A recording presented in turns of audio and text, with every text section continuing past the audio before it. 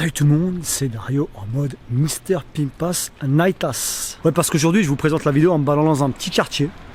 Je suis dans Tokyo, dans un quartier paumé, et c'est assez sombre, mais je trouve que c'est ça qui donne une petite ambiance à la vidéo de ce soir. Alors vous êtes pas mal à me demander quelles sont les meilleures périodes pour venir visiter le Japon.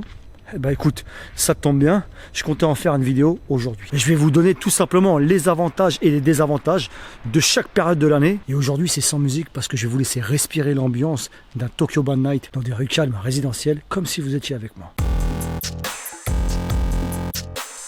Bon, comme d'habitude, avant de commencer la vidéo, tu me bombardes la barre de like, tu t'inscris à mon Instagram, Mr Pimpas officiel. Et puis si tu veux, tu as aussi mon compte Twitter, Facebook, Snapchat, les liens sont dans la description. Est-ce que tu as remarqué que pour cette vidéo, j'étais avec le bonnet de El Generale Pimpas? J'imagine que seuls les pimpés s'en sont rendus compte. Alors on va commencer par l'hiver avec le mois de novembre. C'est une période où il fait un petit peu froid et il n'y a pas grand chose au Japon, il n'y a pas beaucoup d'événements en novembre. Ce qui fait que tout de suite, là, pour le coup, tu peux y aller parce que c'est pas cher et il y aura beaucoup moins de touristes qu'une autre période qu'on va citer bientôt. Donc, si tu veux venir en visite du Japon, pas très cher, novembre, c'est une période pas si mal. Après, on attaque direct dans les périodes chères. J'ai nommé la période de Noël. La période des fêtes, au Japon, comme partout, c'est pas donné. Les billets d'avion sont pas les moins chers, on va dire. Et surtout, donc il y a quand même pas mal de touristes, mais surtout, ils caillent. Donc c'est pas la meilleure période, sauf si t'es un mec qui kiffe l'hiver. Les choses à voir en hiver, faut savoir que pour Noël, ici au Japon, donc en général dans toutes les grandes villes, mais aussi dans certaines petites villes, les Japonais nous pimpent avec des illuminations magnifiques. J'avais fait un vlog la dernière fois sur ça, dans l'ancienne chaîne. Vous inquiétez pas, celui-là je le remettrai, ou peut-être que j'en ferai un nouveau, je sais pas, j'hésite encore. Mais si vous avez jamais vu des illuminations made in Japan, ça vaut le coup d'œil, c'est vraiment très très classe et pimpé. Enfin, j'adore l'ambiance. Donc pour ceux qui aiment Noël, si vous venez à la période des fêtes au Japon, vous ne serez pas déçus. Mois de janvier, février, il n'y a pas grand chose, c'est la période du jour de l'an, du nouvel an, enfin toutes les fêtes du nouvel an. Donc en fait, les Japonais retournent en général au Jikka, chez les parents, dans leur ville de naissance. Donc pour le coup, Tokyo est assez mort, entre guillemets, par rapport à Tokyo. Donc là aussi, c'est pas très très cher. Février non plus, ça dépend où tu vas. Si tu vas, bien entendu, dans les endroits où il y a les pistes de ski, les stations de ski, là tu vas casquer un truc de fou, on est d'accord que c'est comme partout. Début mars, ok, ça va, c'est pas cher. Il fait pas super froid, mais c'est magnifique à visiter, mais il n'y a pas de grands événements typiques Japon.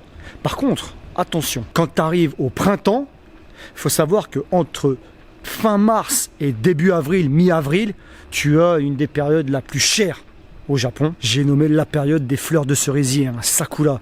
Alors la Sakura, c'est blindé de touristes et ça casque un truc de fou. Par contre, pour le coup, c'est vraiment magnifique à voir. Ensuite, quand tu arrives au mois de mai, c'est une période un peu morte, il n'y a pas grand chose au niveau touristique, ce qui fait que tout de suite, voilà, tu peux revenir avec un temps plutôt pimpé au Japon, visiter tranquillement, sans être blindé de touristes et sans payer si cher que ça. Mois de juin, pareil, pas grand chose, donc ça va, t'es assez pimpé, il fait assez chaud, il n'y a pas extrêmement de touristes puisque c'est encore une période assez creuse, donc c'est le moment de venir pour toi si tu as envie de passer des vacances relax, sans beaucoup de touristes et en plus pas très cher. Et bien sûr, ensuite, quand tu arrives en été, juillet, août, attention, ça casse, il y a un truc de fou. La période d'été au Japon, c'est touristique, max, il y a tout le monde. Shibuya, c'est blindé, Shinjuku, c'est blindé, Harajuku, c'est blindé, je te raconte pas.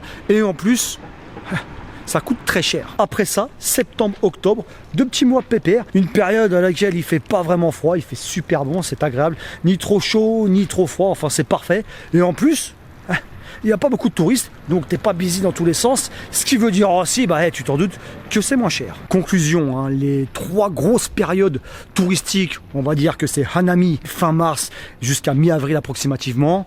Ensuite, tu as la période d'été, dans laquelle c'est blindé, donc tu vas à la plage, tu vas où tu veux au Japon, c'est vraiment pimpé.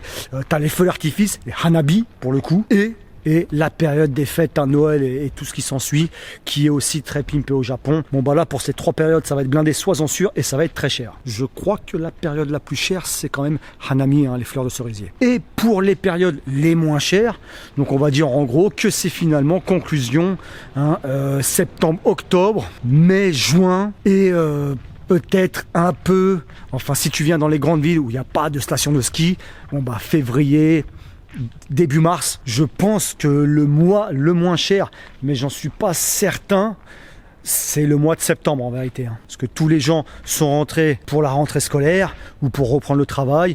L'été est terminé, bref, bon, c'est un peu la période creuse. Octobre aussi, c'est pas très cher à mon avis. Il faut savoir que l'automne au Japon, c'est magnifique, c'est un truc de fou. Vous inquiétez pas, il y aura un vlog là-dessus aussi, hein. Vous en avez peut-être rendu compte, hein, je suis un peu fatigué. Mais je suis en train de te faire la vidéo, il est... fais voir, il est quelle heure? Il est 2h du matin, hein. Donc bon, estas pimpas. Mais le petit vent frais de la nuit me fait vraiment du bien. Bon bah voilà, c'est terminé pour cette petite vidéo présentation, hein, des meilleures périodes pour venir au Japon, hein, en touriste ou tout simplement en mode relaxation. Donc si tu as aimé la vidéo, je compte sur toi pour un max de likes. Tu me dis ce que tu en as pensé en commentaire. Et si tu l'as pas encore fait, je compte sur toi pour t'abonner à la chaîne et d'activer la petite clochette des notifications pour ne louper aucune vidéo. Allez, ciao.